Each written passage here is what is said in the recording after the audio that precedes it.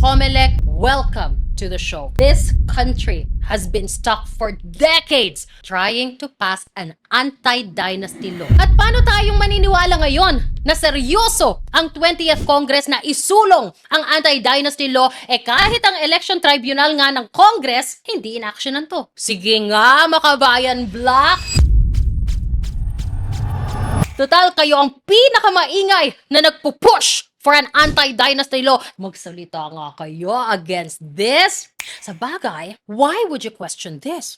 Kayo nga, na-accommodate din ng same bulok system in COMELEC, kaya buhay pa kayo dyan sa Kongreso kahit naghihingalo na. Sitting on the desk of COMELEC ay ang petition ng National Task Force to End Local Communist Armed Conflict under the Makabayan Bloc, particularly ang kabataan because of grave violations like links to terrorists and accepting foreign funding. Ang Kabataan Party List ay integration ng mga youth leaders ng iba't ibang organizations including the National Union of Students of the Philippines, the League of Filipino Students, Anak Bayan, Kabataang Artista para sa Bayan, College Editors Guild of the Philippines o CEGP at marami pang iba. Kung babalikan natin ang mga naging hearing ng Senate Committee on National Defense, ito din ang mga grupo na pinanggalingan ng mga dating rebelde bago sila napasok sa NPA.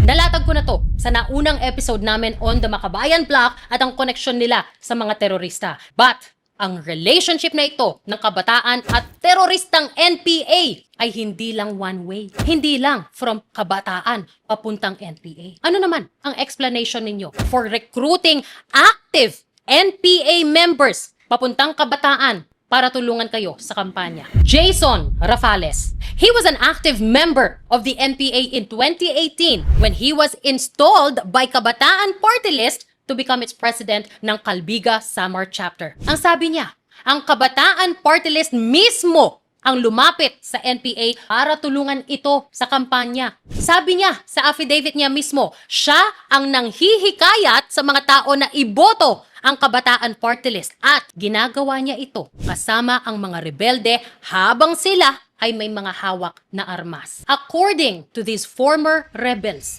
ang Kabataan Party List ay tinatag mismo ng CPP. Ang Kabataan Party List ay katuwang sa pagpapatibay at pagpapalakas ng NPA. You cannot have seats in Congress occupied by people who are actively seeking to dismantle and destroy the government they swore to serve.